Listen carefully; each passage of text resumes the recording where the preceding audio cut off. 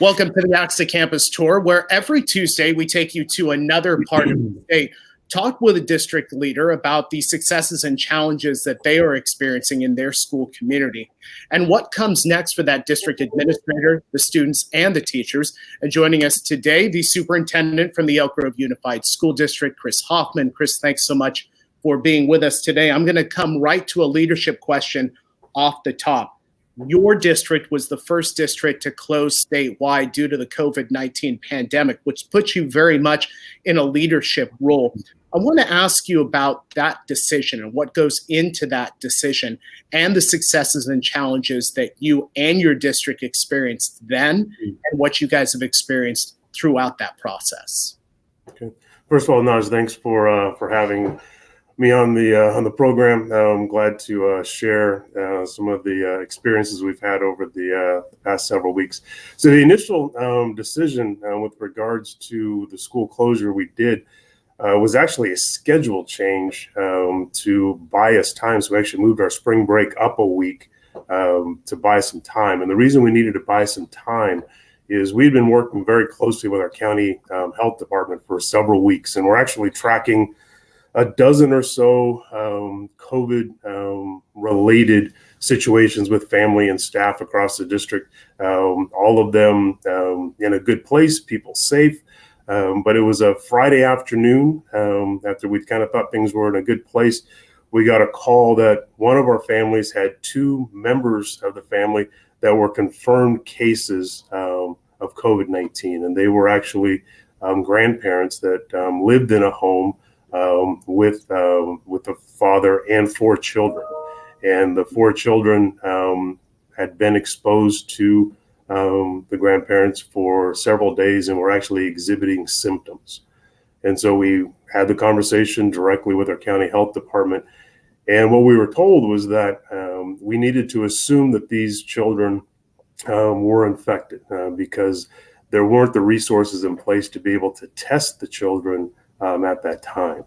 So we did a review of attendance and came to find out that each of those children had been on more than one of our campuses for multiple days over a 2-week period. And without the ability to test and do the normal contact tracking, just because of the lack of resources at the time, we were left to understand that potentially dozens and dozens of kids and staff were potentially exposed, and no way to be able to confirm that. And that's what led to the initial decision. Was we did end up convincing the health department to do the testing, but it wasn't going to be able to be done until Monday of that next week, and we wouldn't get the results until midweek. And so we just needed time to be able to determine what we had on our hands because of the lack of resources at the time across the state and within our county with regards to testing and contact tracking. The decision itself was a huge decision. 63,000 kids, fifth largest district in the state, 7,000 employees, and everyone else that's attached to that. So we knew it was going to have a dramatic impact on our families and our staff. But the decision was made with the health and safety of our kids and staff and families. That was the absolute number one thought process that led to that decision. As that week rolled on, it became more and more obvious that other folks were coming to similar conclusions. The impacts of the decision, many people were supportive.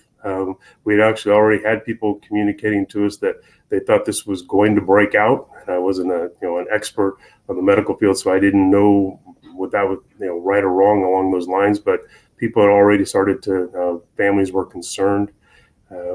Some people were very gracious when they didn't agree with the decision. They thought we went far too fast, but they knew us and they knew we weren't doing this for no reason. There were other folks that were less gracious, and we dealt with a great deal of backlash from those folks.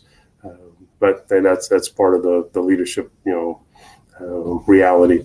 The challenges that came along with that was the what do we do Next, are we going to be able to get right back into school? Is this going to be a 1 week short change and we just get back to school, or are we going to have to come up with a longer term plan? So that was a challenge right up front. The success, I don't know if we'll know that for a while.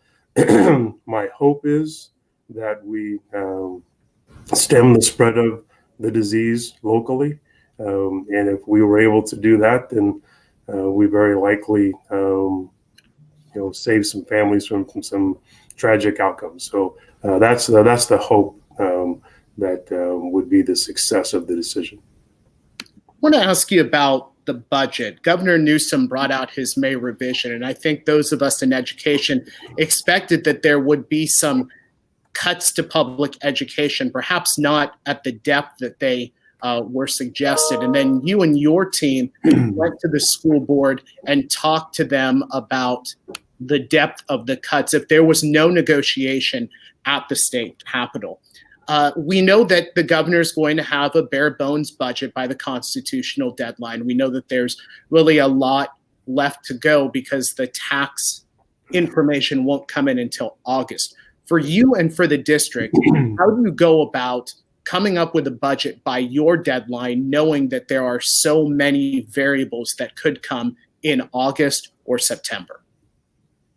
Yeah, there's no doubt that that's going to be a huge challenge, and in Elk Grove Unified, the way we do that is through teamwork. So our general budget process, we have a very clear set of protocols that we use.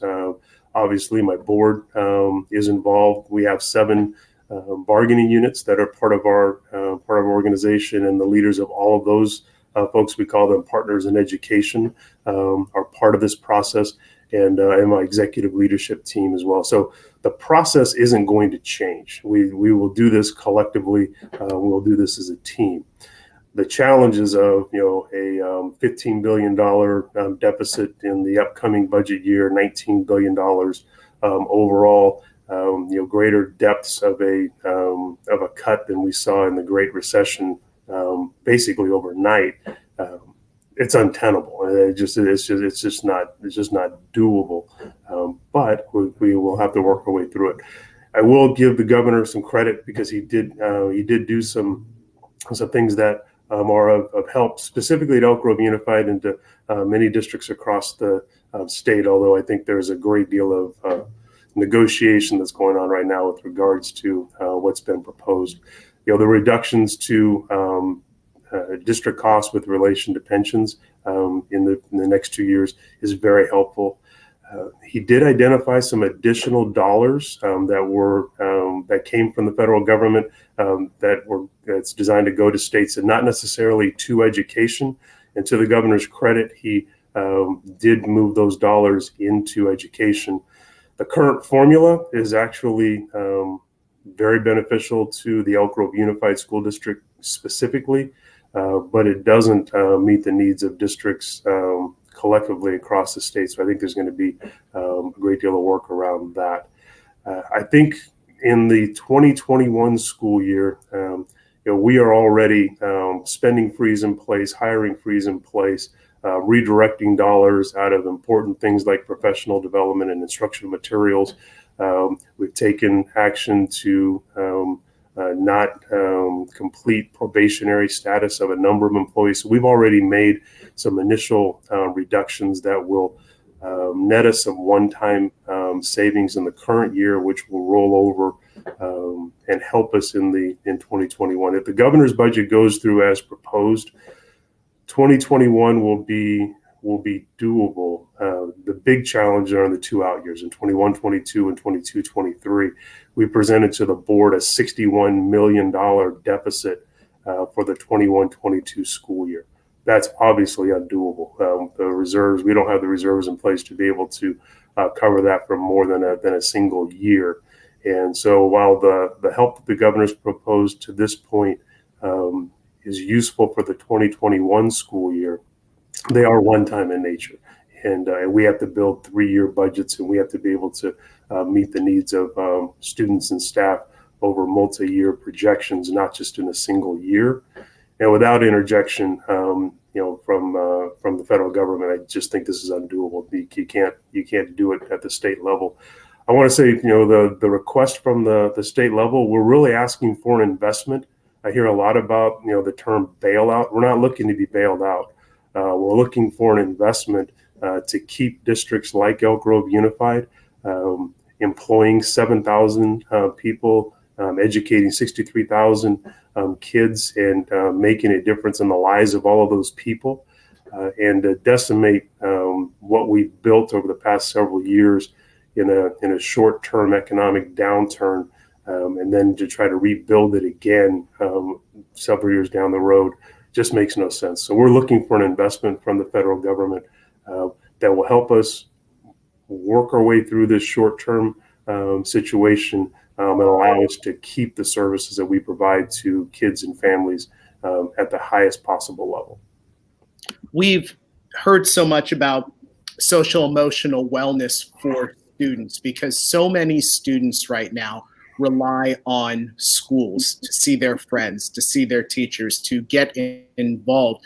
And this COVID-19 pandemic has pulled them out of there. I want to take a little bit broader with you because this impacts more than just students. It's the teachers and the staff and the administrators like yourself, and then the greater school community. And I wonder, through your lens, can you talk about the role of a school and the school district in reuniting a school community and the community at large during something like this pandemic? Yes, schools, individual schools, and a school district like Elk Grove Unified School District are really the center of our communities.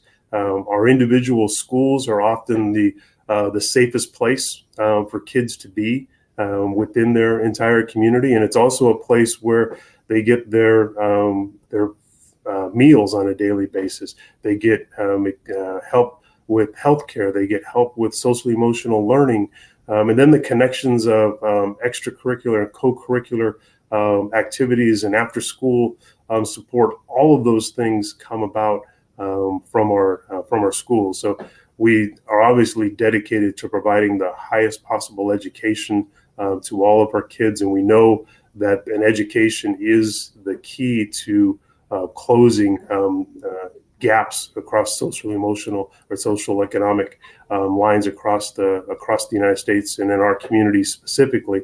But our schools go so far beyond the education piece, the whole child, and the mental health services that we have available, the social emotional services that we have available, and then kids being connected to kids. I say the phrase all the time: it's never been more difficult to be a kid, with all of the pressures of social media and expectations and all of it. And we work every single day in supporting our students and our families through very challenging issues within their families and within their communities, and then just the individual help, but as well as just the social emotional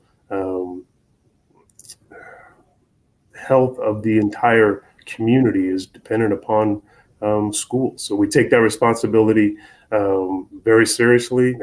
We embrace it, and it is more difficult to do in this distance learning model, but we're still doing that as well. We still have our key personnel making contact with our students.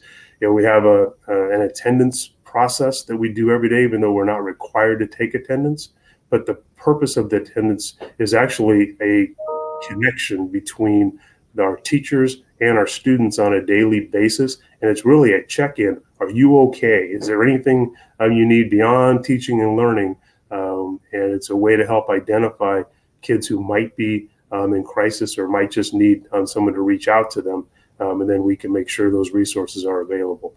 So the schools are just an absolute center of our communities and provide so much more than education, knowing how important education is. But it's a critical job, and we embrace it, and we'll do the best we can in this current model, and we will do even better moving forward because we've learned so much in this 8 weeks that we've been doing it, and look forward to what lies ahead. And I don't know exactly what it is, but one thing I can say is we will be better as an educational institution, and I think as an overall entity. And if we don't take advantage and learn from this situation, I think we really missed an opportunity. I don't think we're going back to who we were in January. I think we're going to be a new version of education, and we're not going to miss this opportunity. Our staff have skills they never had before, and I think our kids and parents have expectations, new expectations of us, and we're going to have to live up to that, and we look forward to that challenge at Elk Grove Unified. All right, Chris Hoffman, superintendent from the Elk Grove Unified School District. Chris, thanks so much for being with us today. Okay, appreciate it. Thanks to you and ACSA for providing the opportunity and the support. We appreciate it very much. And thank you so much, folks, for joining us. Remember, every Tuesday, we are here on the ACSA Campus Tour to take you to another school community and to talk to another district administrator. That comes your way every Tuesday here on the ACSA Campus Tour.